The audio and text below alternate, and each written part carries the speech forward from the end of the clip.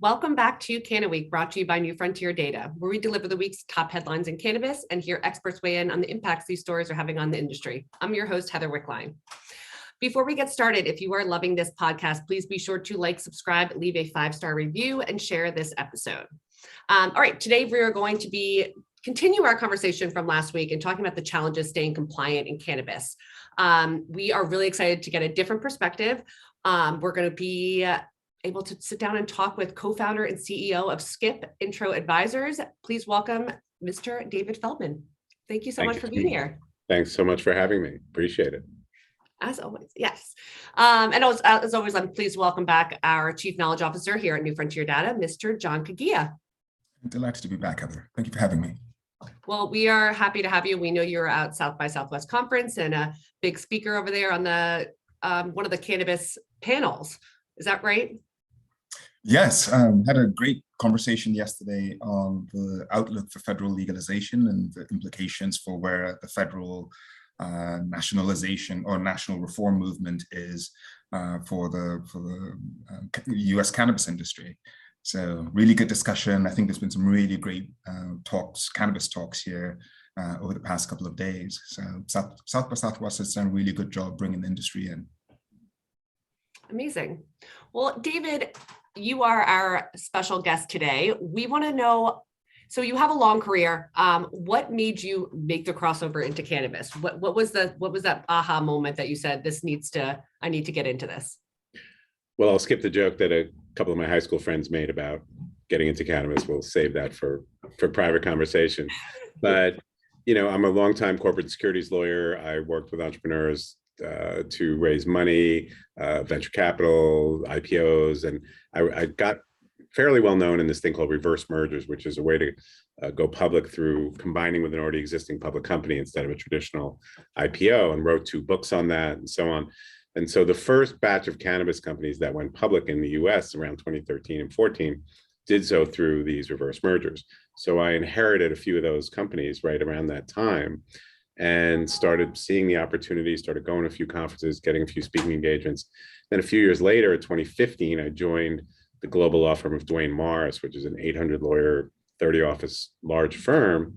And they said they were ready at that point in 2015 to be the first top 100 law firm to openly enter the cannabis space as lawyers. And they said, do you want to help us build that?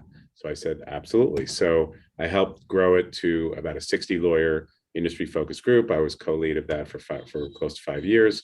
And then I left really because my hourly rate was getting very high and my clients were a little frustrated because they're mostly smaller companies. And I really wanted to go beyond just the legal work and do more business and strategy consulting, put the rest of my business school education to work. And so that's why I moved on and founded Skip Intro, which is a business consulting firm, and Feldman Legal Advisors, which is our affiliated law firm. Amazing. So what have you found to be the most surprising thing about the cannabis industry? Just as you're I'm sure from 2015 to now, there's been a lot of change. What do you think has been the most surprising part of this industry? Probably the fact that, my world coming up in Wall Street, you gained reputation through years and years of experience and knowledge and contacts and so on. And here you can make a real splash quickly as somebody, because nobody can say, I've been doing this for 20 years, unless they've been doing it illegally or in the limited market that California had for a while. And so you have many, many amazing young people who are kind of stars in the industry, and rightfully so. They've earned it, they've been dedicated to it, and they have tremendous energy and so on. And that's been exciting to me. But I think there's also been this nice role for us gray hair types to kind of help them, guide them, advise them as they're figuring out what their strategies are. But that's been a big adjustment from my prior world, where it's all about, how long have you been doing this? And nobody really asks that question in this industry. That's so true. I mean, I feel like it's like dog years, if you've been in this for 3 years, it feels like 10. I know I went on maternity leave for 3 months and I came back and I felt like I was drinking through a fire hose trying to keep up with everything that's been happening in just 3 months that I was out. It's unbelievable. I think I'm about 112 years old now. Or something like that. But I feel good, so why not? Nice. John, do you have any questions for David? I know you guys are old friends, but anything that you... David, I mean, you've been such a pillar of the New York ecosystem. I'm curious, I mean, you have a unique lens of being a corporate lawyer in finance, right at the hub of Wall Street prior to coming to cannabis. Kind of what's your sense of where, traditional Wall Street is on this industry, and how has that evolved over the past few years? Well, traditional Wall Street in my world, which was sort of the middle market and small cap and micro cap, they're in it. They're into it. There's the Roth conference is going on this week in LA. I usually go. This year I was unable to because of a conflict, but they have a whole separate lane of presentations by just cannabis companies there. That most traditional investment banks are raising money for already public companies. There is still some resistance for those that are over the counter and so on. But slowly over time, Wall Street has gotten it. There is still a lot of limitations on the higher level. You don't see Goldman coming in, and even Cowen, who was one of the first ones. They're really just doing research, and now they're starting to take M&A assignments. But that's as soon as some kind of banking relief comes, which we're all hopeful could happen before legalization, I think that could make a big difference to some of the brokerage firms and investment banks feeling more comfortable getting in the space, even though once I sit with them and explain to them why they shouldn't worry about getting involved from a legality and enforcement perspective, they kind of get it. And when they do, they, more often than not, decide to put their toes in the water. Yeah, we had talked to someone, John, recently that they were talking about how they just think banks are just kind of sitting there waiting, chomping at the bit, wanting to get into this action, that in this industry, because there's so much movement. And the banks, there's over 700 banks. I'm not talking about investment banks, actual, traditional, financial institutions that have come into the space. But the Treasury Department does put some pretty, hefty requirements on them, as well as the broker dealers. If they're dealing with plant touching companies, they have to file suspicious activity reports and do due diligence and monitoring. What the banks that are doing this have figured out is, well, in exchange for that, they're charging fees to their customers and saying, you're going to open a checking account? Sure, $5,000, $6,000, $7,000 a month. And the banks have realized this is a nice source of revenue for them. And when the opponents of the safe banking law, even some Democrats who say, well, this is just putting money in the pockets of banks, I said, no, it's putting money in the banks of small struggling operators who are paying a fortune to the banks to keep their accounts open. And we're really hopeful that can change soon. Yeah, couldn't agree more. Okay, well, moving on, New York Times reported these weed sellers aren't waiting for permits, like a dream come true.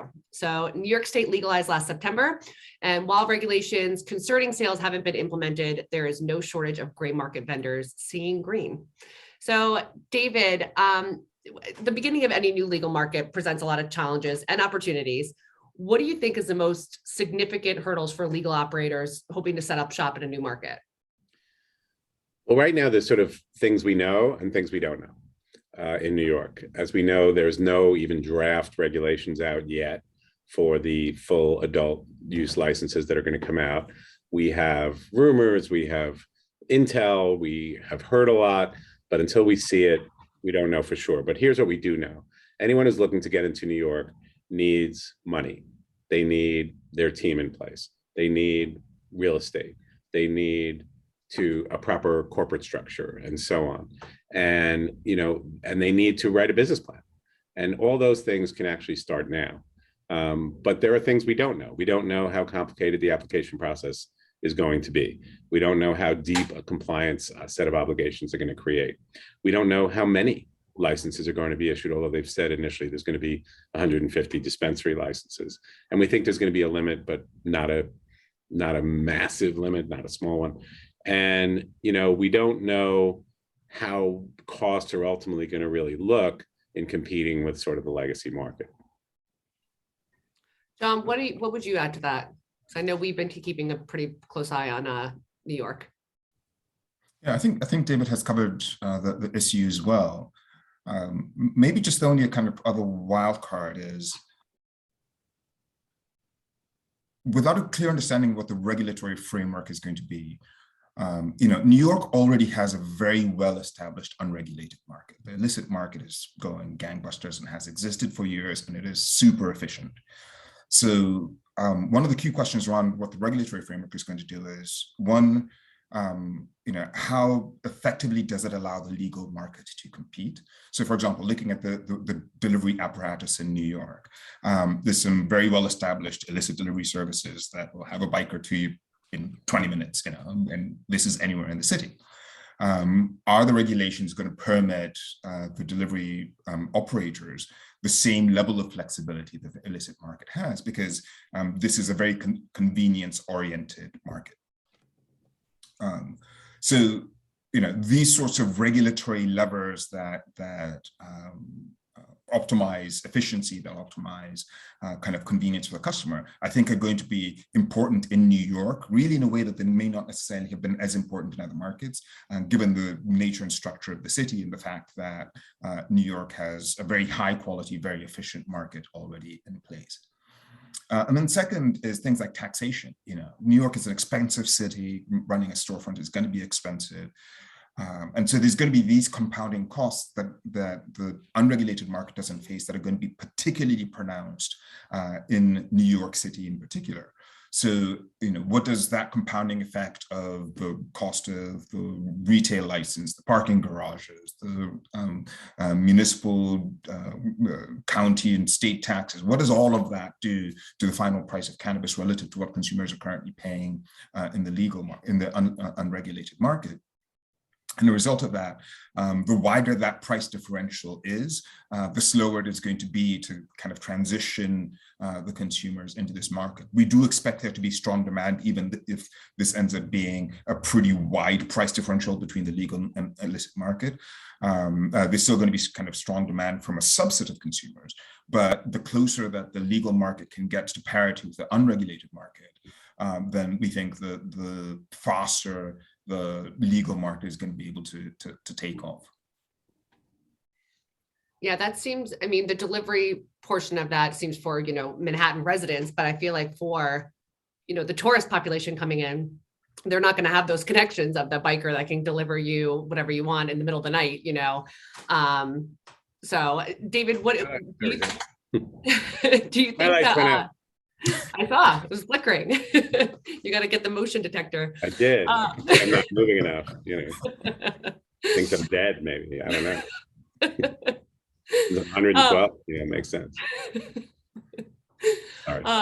Do you think that? What do you think as far as the tourist population having an effect on the city? Because I agree with John. A lot of these people that are doing delivery and have delivery set up, that they don't have a strong incentive to switch over to the legal market. Well, yeah, look, everybody in New York, has a guy, who comes to their apartment and drops stuff off. It's really that amazing of, as you say, a rather well-organized market. But, do you get a consistent quality from that and all of that?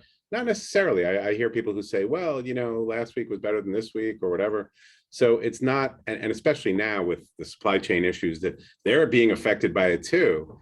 And so, the reliability of legal product, I think, will attract people. New York is keeping taxes at 13%, which is not outrageously high like California's was. But they're going to have a real challenge, competing with the legacy market. And I think they're going to have to, do tough enforcement. And places like California didn't really. They pretended like they were, and then they kind of left people alone. They threatened them and they said, we're willing to forget what you've been doing before if you come and get a license. But if you don't come and get a license, we're coming after you. And then they really didn't. And people still continue the illegal market and don't have to pay taxes and all this other stuff. So the prices are lower and so on. But if we make it as convenient as the guy who comes to your place with delivery and everything else, and there's a lot of people who don't want to, worry about getting arrested or anything like that. And even though it's legal to possess up to 3 ounces, it will still be illegal to sell it without a license. So I agree. And I think the tourist market, it's coming back quickly to New York. Broadway's reopen and so on. It's going to take a little time for New York to get back to what we were. Crime is up. There are some challenges. But don't forget, there's the whole rest of the state. It's not just New York City. And we've got a lot of population. We're still the fourth largest state.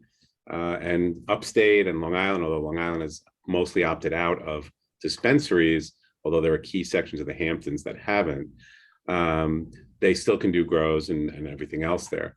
So I think I think John said it perfectly, which is the retail market is going to be very, very strong, but it will face some headwinds from the existing legacy market. Right. Well, since you are a regulatory expert, what do you think plays the biggest role in improving the trajectory of a new legal market? Well, I think first we have to kind of look at what we want from the regulators, right? Which is, I think, two things. One is sort of helpful guidance, but the other thing is hands off as much as possible. At the same time, we need to keep out shady and sleazy players. I have been on a soapbox for a while now, trying to convince this industry that the only way we're going to get to true institutional status, it's not about federal legalization, although that's part of it. It's also, there is a lot of sort of questionable characters in this industry, and there's not a lot of talk about it. Even the cannabis media likes to be more of a proponent of the industry, and they don't talk as much. But if you get one of these like law feeds about cannabis, it's lawsuit after lawsuit after lawsuit going on, and we need to fix that. We need to clean it up. The industry was initially built by a group of men who I call the cannabis cowboys, who started everything, and they, to their credit, took all the risk and didn't know what was going to be and benefited in the end, but they were not really the people who were meant to run these businesses. And that is changing, that is turning over. And some of them were kind of shady characters, who came out of areas of Wall Street or real estate that were a little questionable. And we need to rid ourselves of that. And the regulators can help play a role in that. Part of what they're doing, and I don't know if this is good or bad, is they're trying to keep some of the biggest players to make it hard for them to enter New York. And they want this to be more about social equity and smaller business benefiting from this. And that may be a benefit. But we also need from the regulators kind of the ability to scale. And I think the way they're going to regulate this should be with sort of a Goldilocks approach, right? Not too big, not too small. Let's not have a very limited number of licenses, but let's not have an unlimited like California. Somewhere in the middle, I think is going to work well and give people the opportunity to grow and build their businesses and not be afraid of that. John, would you agree with that? Do you think that New York will take the Goldilocks approach? Well, the devil will be in the details, as they say. But I have been heartened, given some of the regulators in New York that we've spoken to, just how thoughtful they are trying to be about this. They spent a lot of time studying the other markets. They've spent a lot of time talking to stakeholders in the market. And they are in an enviable position of one, trying to regulate what is going to be the most attractive and most influential market in this industry. California, yes, is the largest market on sheer size. But in my opinion, New York is going to have implications for this industry that extend beyond anything we have seen to date, just because of where New York sits at the epicenter of the financial markets, the kind of innovation, the fact that it is going to be the most densely populated in terms of people per square foot market or per square acre that we've seen so far, and the fact that it's been an epicenter of American cultural coup.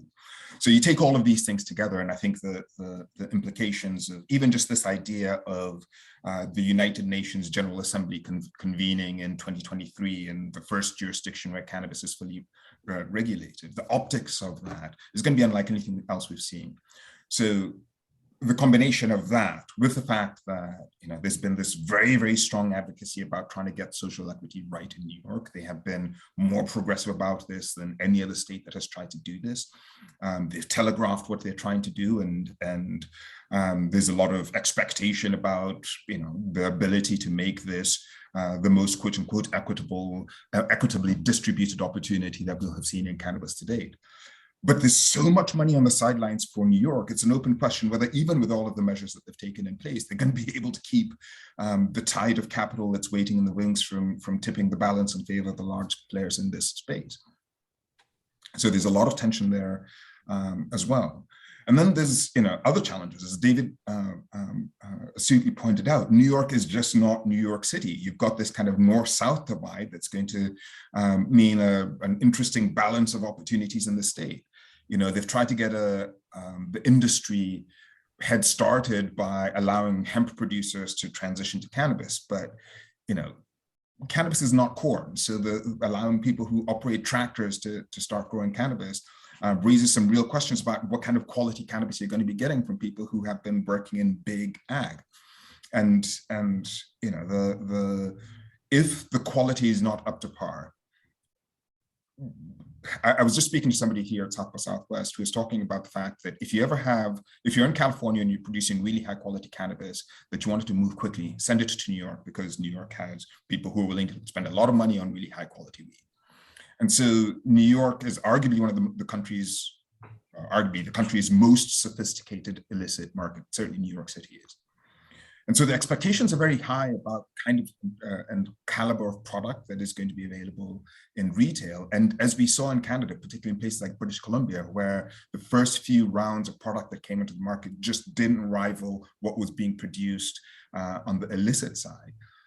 Getting consumers in, if they're not satisfied with what they're getting in the legal market, will be a challenge. So there's a ton of these challenges or considerations that the regulators have to work through. And so it's an unenviable position, but I think they are thinking very deeply about how to strike this balance. They're trying to find this Goldilocks approach. And I think the one thing that I suspect that they will try to do is at least build agility into their system, so that you can tweak some of these levers as you go along based on the way that the market is responding. But we'll see. And I think we're all waiting with bated breath to see how this plays out. Well, David, you touched on it a little bit, but on the flip side of that, you kind of touched on it with getting rid of these shady characters, but what restrictions do you think it might actually strengthen the existing gray market? Well, as I said, I think the taxes are fairly reasonable, although they're on top of the 13, there's going to be this THC-based tax, first in the nation. I don't think that's going to have a significant impact. And unlike other states like Jersey that kind of let localities charge almost what they want in local taxes, New York is mandating what the state's getting and what the localities are getting, so it's fixed. You can't negotiate with the local guys, what the taxes are going to be. So I think that's good. But again, I think it's about breaking people of these habits of going with their normal guy who comes along. And I think that's going to be challenging. And I think the gray market will thrive, ironically, in the places that have opted out of dispensaries, and they think they're being smart and keeping shady characters away. They're actually going to draw more in. Long Island is still going to use a lot of weed, even though it's opted out. Same thing with areas, the few areas upstate that have done it. Something like 40% of the towns and villages have opted out. Obviously, New York City has not. But so I think that's ironic. So if the number of stores stays too low, I think that could hurt the legit market versus the illicit market as well. The convenience is going to be key. And yes, there'll be delivery and so on, but that doesn't mean everyone's going to have it accessible. It's not going to be like seamless on day one. Where it's going to be easy to get delivery. And so I think making sure there's a strong distribution of retailers, I think will make a big difference as well. Now, do you think, like how much of a difference of a tax between, it being in Manhattan and being able to go right over the bridge into Jersey? Do you think that that's something that they're going to face as far as competition? Because I mean, you can shoot over to Jersey in like 15 minutes. I mean, it's pretty easy if it's that big of a. One of the reasons New York finally passed it was because Jersey passed it, and nobody wanted Jersey to pass it without New York passing. And so, and plus Cuomo was in the middle of his scandal, and he had made it difficult in the 2 years prior, and we couldn't get it passed. And he had to give up on the things he was holding back on because his political capital was mostly gone. And most of the things he was holding firm on were things about what control he was going to have over decision making. And he finally gave in on all that stuff. And also there were things like home grow and things. But before his scandal and everything, he really was trying to make this work well from a regional perspective. And he actually gathered a meeting of 5 local governors, this is before COVID, to talk about harmonizing as much as they could. And so from what I can tell, and I'm not an expert on the taxes in all the states, Jersey, Connecticut, even Massachusetts, they're pretty similar. I don't think the prices are going to be dramatically different. I think they worked hard to not, look, all the states want as much money as they can. So none of them are like really cutting it to like 5% so that, would you really drive to Jersey to save $1 on a joint, Yeah. I don't think so. Yeah, that makes sense. John, what do you have anything to add to that as far as restrictions that might strengthen the existing gray market? Well, maybe I'll approach it from the inverse, which is, I think one opportunity that New York City in particular has is in how quickly they activate their social use spaces. I think those are going to be potentially a really compelling way to get people oriented to what the legal market has to offer. I suspect there's going to be a lot of people who are going to say, I like my guy, I like what he has, it works. But in the social use context, the ability to start getting people in front of what the legal market has to offer, particularly on the value added side of the market, I think will be one of the ways in which you can get consumers oriented to the differences, and they're going to be pretty stark between the unregulated market and the legal market. Start getting them oriented to these value added products, and also just kind of start to rewire the orientation of what consuming cannabis in New York has been. So post legalization, everybody's talking about how the streets of New York have become a social lounge. You can hardly walk a block without walking into somebody who is smoking a joint on the street. And there's some dispute about how antisocial that starts to feel in a city that's as densely packed and densely populated as New York. So if these social use spaces do offer an inviting kind of community-focused environment that make people feel like, yeah, we don't have to be out on the street. We can find these places where not only we can find great product, but we can also build community. I think that would be one really compelling distinction for the legal market relative to the unregulated part. And there is a lot of sort of folks betting that these consumption lounges are going to be very valuable. It's still trying to figure out the best way to sort of monetize benefits from it, right. But or maybe affiliated with other doing things, and they're going to allow smoking in these lounges as well, which is a big deal because obviously smoking is otherwise banned in just about everywhere in the city.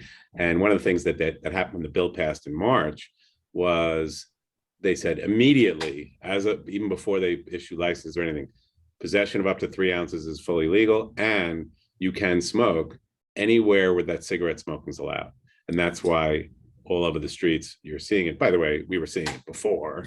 It's not like it was there. I used to get up in my apartment on 46th Street when I was living there, and 7:30 a.m. on my way to a breakfast, and the garbage guy is getting high while he's dumping garbage. And I'm like, hey, you should, because you've got enough challenges in your life, and you don't really need to be straight to empty garbage. And they're wake and bake, and so. But it's even more now. And now what we have are these consumption-focused events in New York, which you can have now, where you say, bring your own stuff. There's an outside area here in our event. You can go do it there. And that's started to change a lot of things, which is very exciting.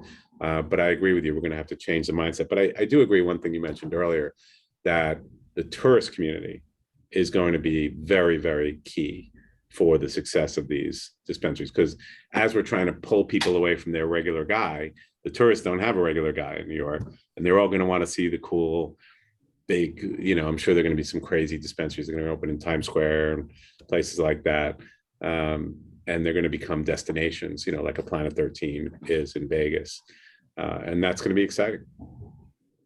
Yeah, absolutely. It's so funny you say that, David. I like distinctly remember being 12 or 13, walking through Central Park with my parents, my family, and just seeing a guy just smoking a joint, just walking right past me. And I remember my jaw dropped. My dad was like, just keep it moving, nothing to see here. I feel like just growing up in New York and New York City, it's like you said, I think people have been doing that for a while. First time I think I saw it was at Tanglewood in Massachusetts when I was like 12 or 13, and in the concerts that they used to do up there. But anyway, I hear you. Well, David, you are, you're from New York, you're working in New York. What advice would you offer to cannabis operators who are hoping to find success on the East Coast or in New York in particular? First, realize that business and branding are different here on the East Coast, and especially in New York, than the West Coast. I always use the example. I used to represent a brand called Zoo York. I don't know if you know that brand. They are a skateboard brand here on the East Coast. And they mostly are famous now for apparel more than their skateboards, because they were sold to the Echo company and I helped them in that sale. And these were two guys who said, look, the West Coast skateboard culture is surfing and sun and happiness and and the East Coast vibe is gritty and graffiti and in your face and but really about togetherness and all that as well.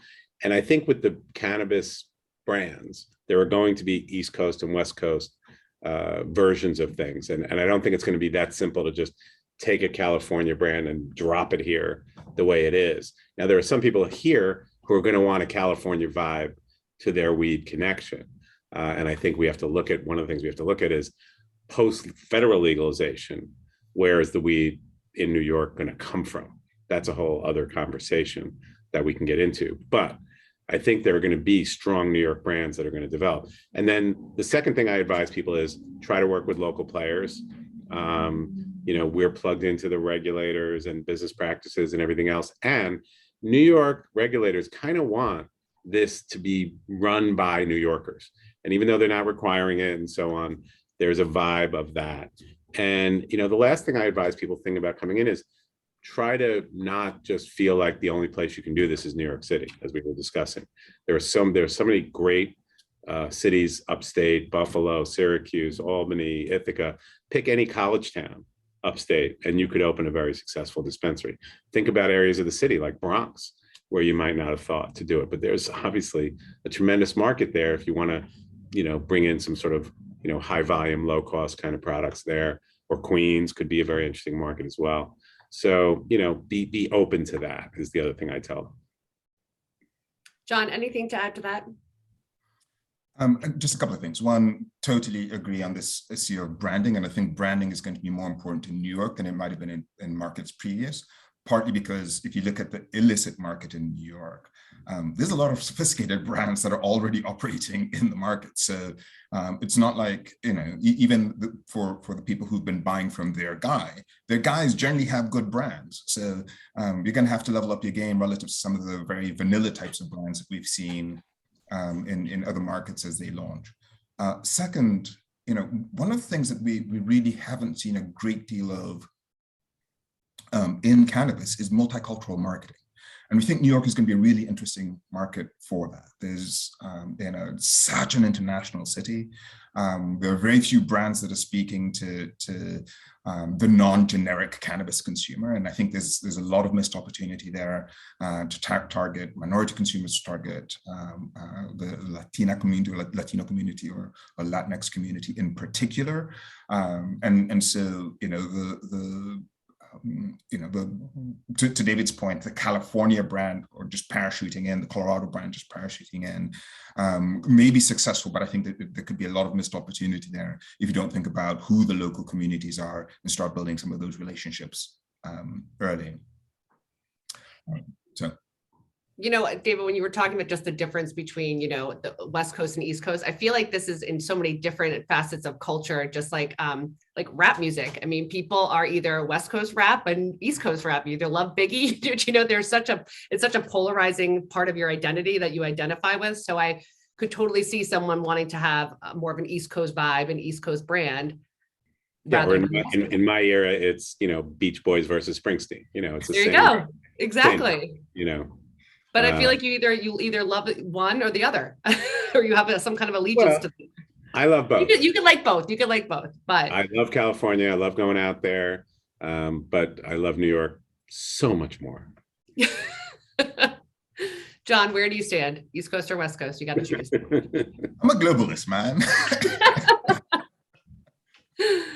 There's something about New York that has me particularly excited, just because, like I say, there's this idea of New York for so long being the epicenter of American cultural coup. and the role that New York is going to play as a global brand ambassador for cannabis in a way that no other jurisdiction has done. I think about the role that New York City plays as the country's most visited city. The number of international tourists in particular who are going to experience legal cannabis for the first time as they walk through the streets of New York. Certainly places a huge burden on both the regulators and on the community on creating an experience that people will go through and say, why don't we have this where we live? But the inverse is also very, very likely. I mean, if this market ends up being a cluster and there's no guarantees that it's not going to be, then this could be a major setback for particularly the international policy community who are going to be spending time in New York and saying, good Lord, we absolutely do not want this here. So it's, with great power comes great responsibility, but I'm really, really bullish about, or really excited to see, I should say, how New York manages this extraordinary opportunity that it has to showcase cannabis to the world. Absolutely. Well, we are almost out of time. David, we give our guests the opportunity to give a shout out to someone in the industry that you think is doing something great. So by all means, you have the floor. Ooh, you didn't tell me about this in advance. Well, I'm going to give my shout out to the great Jean Sullivan. Jean is a very close friend. She and I work on some consulting projects together. She is just one of the OG sort of rock stars in the industry.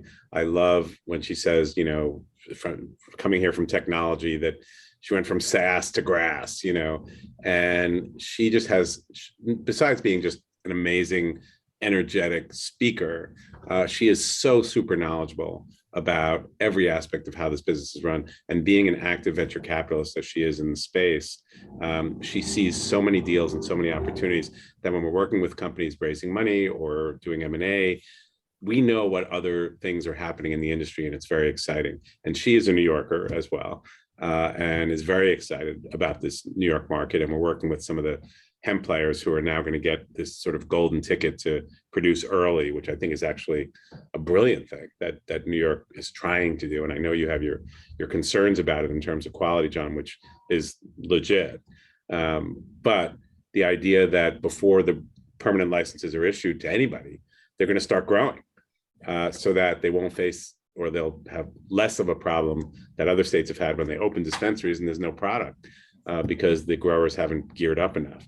And I think that's exciting. And it's also helping these struggling hemp players that have really faced a challenge with, oversupply and everything else, which I think in the next 3 to 5 years is going to sort itself out. But I defer to you over there in terms of that. But we're working with them. And Jean has just been all over this, very excited. And she's, working with a lot of exciting companies, and I'm happy to always give her a shout out. All right. Rock on, Jean. Well, thank you guys all. Thank you for joining us. Thank you for taking the time, David and John. And thank you to our listeners at CannaWeek. And again, please be sure to like, subscribe, hit the notification bell. And if you really love us, leave us a 5-star review. I am your host, Heather Wickline, and we will see you next time.